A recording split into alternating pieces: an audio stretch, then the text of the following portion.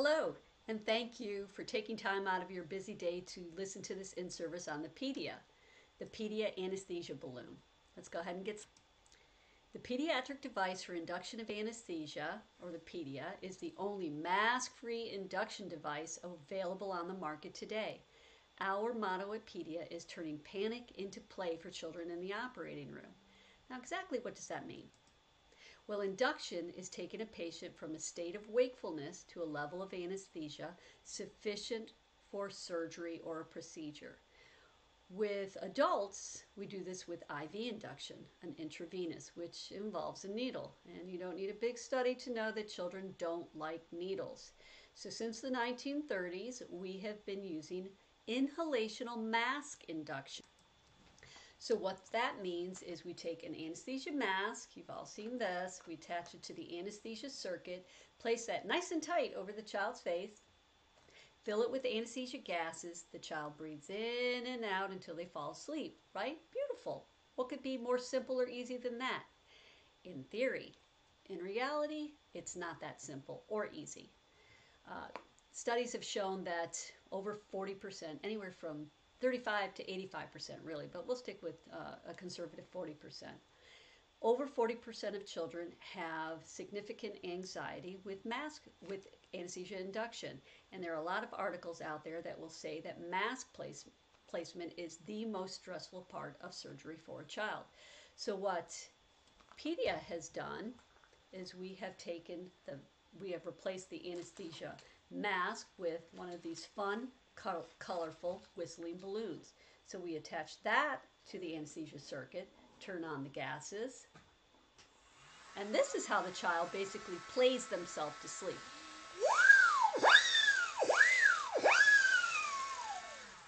With their very own whistling, colorful balloon. What kid doesn't like a balloon? Again, since the 1930s, the standard pediatric induction has been with a mask.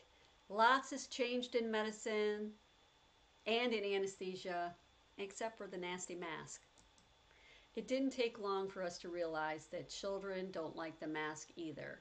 As I said, over 40% of children display distress during induction. Pre-op anxiety peaks during mask placement, and that anxiety can cause problems in the short term and the long term. Now, we've been doing this since the 1930s, not because we think that it's the best approach, but we haven't had a viable alternative. We do have a lot of other approaches, medication, which means more medicine, distraction, parental presence, tours and pamphlets, and my absolute favorite is clown doctors. I don't know a nurse who would let a clown into the operating room, but it's been tried. And still, over 40% are anxious. Now, PeDIA believes that's because we haven't gotten to the core of the problem, which we believe is the anesthesia mask. So PeDIA came up with a solution for that. Now, what's wrong with the wet mask? Why don't they like the mask? Well, you're taking a claustrophobic piece of plastic and putting it really tightly over their face, and then you're turning on a really stinky gas. So the first thing that the kid's going to do is try to get away. They push it away with their hands, they turn their head, some of them start crying. There's all kinds of indications that you can see a child having distress. So resistance is inevitable. Now, every child may not try to get away like this, but there are other signs and symptoms. So this is the induction compliance checklist by Zeev Kane, and they're pretty easy to follow and see with a child if you're paying attention.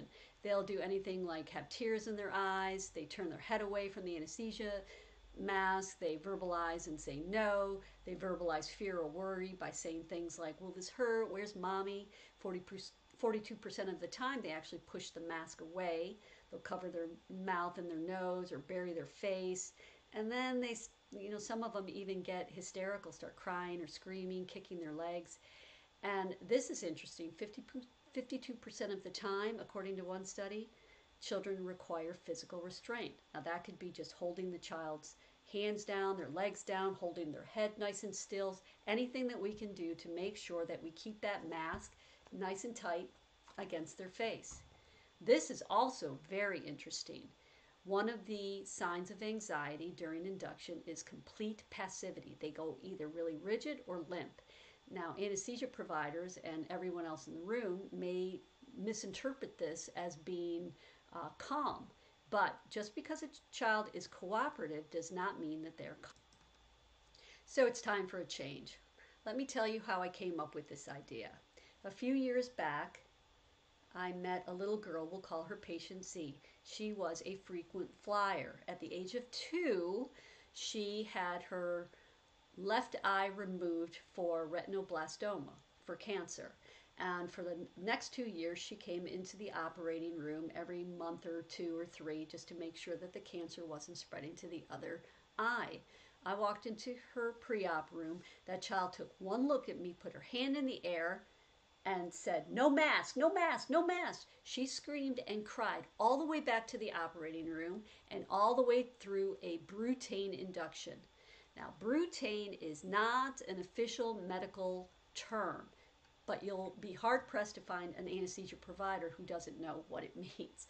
Brutane is basically an anesthesia euphemism that means to apply 1/3 anesthesia gases and 2/3 brute force. Like I said, hold their hands down, hold their head still, hold their legs down, whatever you have to do to keep that mask on their face.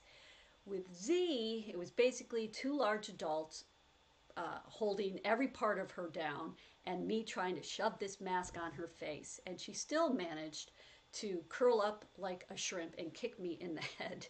But at one point, I heard one of the circulating nurses say, "Oh, sweetheart, just blow up the balloon." Now, she's not talking about a PeDIA. She's talking about a reservoir bag that's hanging on the edge of the anesthesia machine. And at this point, Z knows that this is not a balloon. She can't touch it, she can't play with it, and she can't even see it from where she's lying on the operating table. But that was enough to give me a BFO, a little blinding flash of the obvious. And I thought to myself, if I promise her a balloon, why don't I just give her one? So that started me down this long, dark, lonely road. And the first thing that I did was looked up some studies. And I was shocked to learn that, as I said, over 40 or 50% of children have significant stress during induction. And this stress can lead to maladaptive consequences. In the short term, we can have increased pain, decreased healing, and behavior changes at home, things like aggression, regression, bedwetting, nightmares, night terrors, and mistrust of medical personnel, which is why when Z came back, she took one look at me and started screaming. In the long term, these children can grow up to be adults that avoid medical treatment. So it's a significant problem. It's not just the 2 or 3 minutes it takes to put a child to sleep. And as I said, we have tried all kinds of different approaches, but PeDIA believes that that these approaches fail because it doesn't get to the core. It doesn't get to the core of the problem, which is the claustrophobic, stinky anesthesia mask. So the PeDIA solution is to provide a disposable, medication-free, please don't give the children sedation before a PeDIA induction, disposable, medication-free whistling balloon that provides some interactive play. Because play is a child's best coping mechanism during a time of stress. And this is where the certified child life specialists come in. You are a child's first line of defense, because you meet these children in the pre-op area and you get to introduce the PeDIA to them before they even get to the scary operating room. You get to evaluate the child. That means, is the child old enough to follow directions? Can they drink from a straw? Can they blow out their birthday candles? Can they keep their lips sealed around the mouthpiece? You get to teach them to breathe in and out through their mouth and not their nose. Now, why is that important? It's very important for the child to breathe only through their mouth and not their nose, or else they'll be bringing room air into the whole induction, and that might slow down induction. So one of the things that you can do is say, okay, breathe in and out through your mouth, not your nose, kind of like when you plug your nose when you're going swimming. And they seem to understand that. And I got that line from a brilliant CCLS. The other tip that I will pass on is to start with an older, calm child, maybe 5 years or 6 years old, until you get your groove. It's a pretty simple device, and the kids take to it pretty quickly, but you have to know how to approach them, and everyone has their own way. Also, there's a great animation that you can show them in the pre-op area, and I'll show you where to get that. So on the anesthesia package, they all come pre-packaged in this nice little bag. In the upper right-hand corner, there is a QR code. All you have to do is scan the QR code, and it'll take you to some animations for the kids and some instructions for the providers. The animations are in English and Spanish, and the kids just love them. It instructs, engages, and entertains them. They just want to watch it over and over again.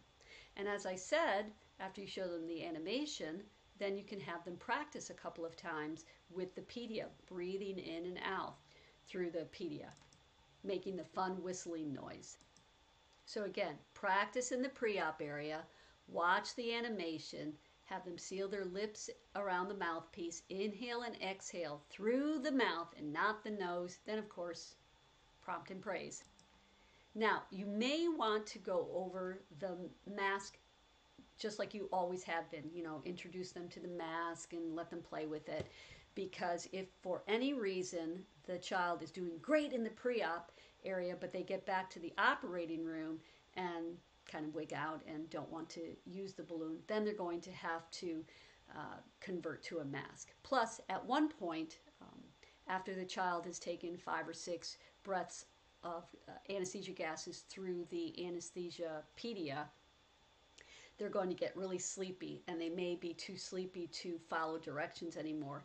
And so the anesthesia provider may opt to convert to a bag mask ventilation, and that just means that they'll take the PeDIA off and put the mask back on. But by then the child is too sleepy to fight, and they're not going to remember. Now, for more information about the PeDIA or the effects of anxiety during pediatric induction, you can go to my website, PeDIALLC.com. And I also have a YouTube channel, PeDIA for Kids. That's PeDIA, the number 4, and Kids. And that has some nice whiteboard animations that you can watch and just learn about pediatric anxiety. If you have any questions while you're in the field, feel free to contact me at contact@PeDIALLC.com. Thank you so much for your time today, and thank you for being a child and PeDIA champion.